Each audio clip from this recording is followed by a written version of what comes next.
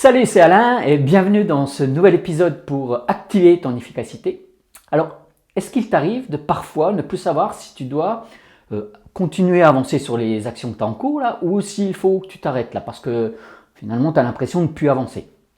Pour te permettre là d'être plus efficace dans ces cas-là, je te propose aujourd'hui de partager avec toi ce que j'ai appris, on va dire durant ces 25 dernières années là, en gestion de projet, en animation d'équipe, en management, mais aussi ce que j'ai appris en bricolant à la maison chez moi. Alors en fait, il y a deux façons de savoir si tu dois persévérer ou si tu dois lâcher le morceau. En fait, tant que tu te concentres sur la résolution du problème et que tu es orienté solution, tout va bien. Et même, j'aurais tendance à dire que, en règle générale, c'est plutôt ce type de situation qui nous stimule tous, là. Je pense que tu es d'accord avec moi. Ça titille notre créativité, là, notre envie de challenge, de faire avancer les choses. C'est le top. Mais finalement, le souci, c'est quand tu commences à te dénigrer, là, que tu commences à penser que le problème, c'est toi. Tu ne trouves pas de solution parce que tu es nul, parce que tu n'es pas à la hauteur. En gros, tu commences à sortir de ta zone de créativité et tu es en train de tomber dans la zone de mésestime de soi, de manque de confiance, on va dire. Alors pour cela, moi j'utilise personnellement deux indicateurs, là, deux voyants, pour savoir si je ne suis pas en train de la partir en vrille. Alors le premier, c'est mon niveau de frustration, et le deuxième, c'est mon dialogue intérieur, là. Être frustré a un double tranchant. D'un côté, c'est bien parce que ça titille suffisamment ton ego là, qui va ainsi t'auto-booster. En fait, tu fais en sorte de rester concentré sur ce que tu es en train de faire, dans le sens, je vais y arriver là, je ne suis pas loin de la solution.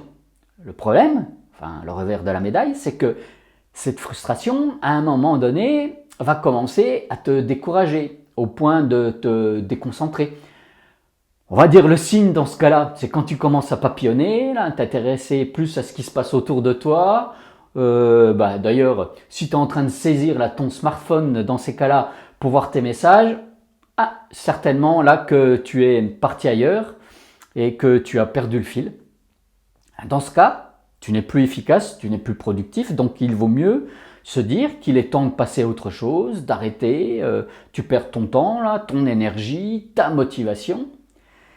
Et le deuxième indicateur là, dont je parlais précédemment, c'est la façon de se parler à l'intérieur de sa tête, intérieurement.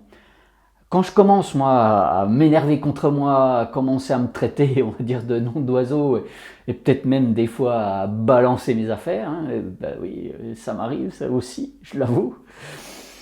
Et ça m'arrive surtout quand je suis en train de bricoler, mais bon, je me soigne, c'est promis.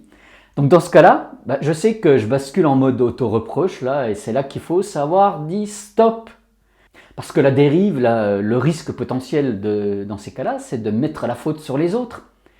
Et autant, on va dire que c'est pas trop grave quand on bricole tout seul à la maison, là, autant dès qu'il y a du monde qui interagit, par exemple comme au boulot, cela peut avoir des effets en termes de management, en termes de cohésion d'équipe, en termes de bons rapports avec les autres, ou de relations de couple si ça se passe à la maison par exemple.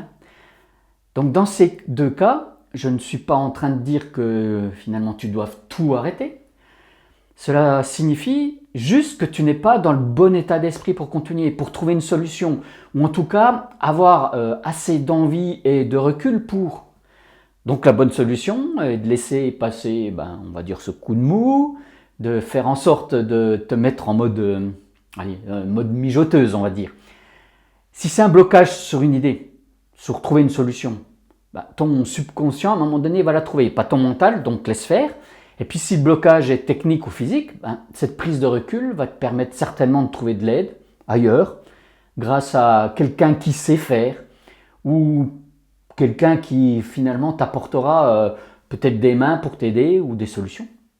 Donc tu le vois, pour avancer de façon plus efficace, il faut savoir parfois s'arrêter, laisser de côté pendant un temps. Bon, c'est sûr, c'est difficile parce que la limite est souvent fine là, entre continuer à s'investir, être persévérant, travailler encore plus dur, et le côté laisser filer, abandonner, puis être volatile. Donc si cela te parle, n'hésite pas à me partager dans les commentaires là ci-dessous tes propres expériences sur le sujet là. Et puis mets-moi un bon coup de pouce là si tu as aimé, partage, abonne-toi à ma chaîne YouTube. Et en attendant de se retrouver très vite là, change d'habitude, passe à l'action et surtout explore ta vie. Allez, à très vite.